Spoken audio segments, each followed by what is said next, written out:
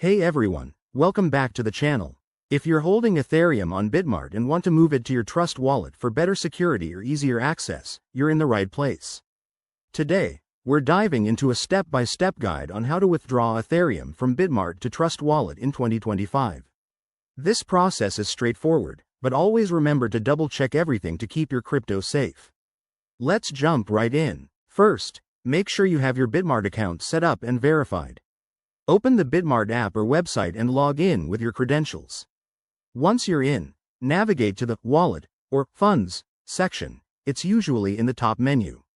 Here, you'll see a list of your assets, including Ethereum. Next, click on Withdraw next to your Ethereum balance. You'll be prompted to select the cryptocurrency, so choose Ethereum. Now, it's crucial to pick the correct network. Go with ERC20, as that's the standard for Ethereum and compatible with Trust Wallet.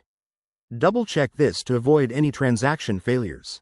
Now, enter your Trust Wallet Ethereum address. To get this, open your Trust Wallet app, go to the Ethereum section, and copy the address from there. Paste it into the withdrawal form on Bitmart, then input the amount you want to withdraw. Be mindful of any minimum withdrawal limits and network fees. These can vary, so check them beforehand to avoid surprises. After that, you'll need to confirm the withdrawal. Bitmart will likely send a verification code to your email or require 2FA, so have that ready. Once confirmed, hit submit and wait for the transaction to process. This usually takes a few minutes to an hour, depending on network congestion. Finally, head back to your Trust Wallet app and refresh the Ethereum section. You should see your funds arrive shortly. And there you have it. That's how you successfully withdraw Ethereum from Bitmart to Trust Wallet in 2025. A quick tip: always verify your wallet addresses and use hardware wallets for extra security.